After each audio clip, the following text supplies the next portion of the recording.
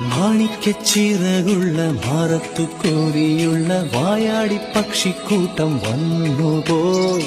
കാടൊന്നു കാണാനായി കൂടൊന്നു കൂട്ടാനായി ആകാശപ്പുഴ കുതിച്ചുപോയി.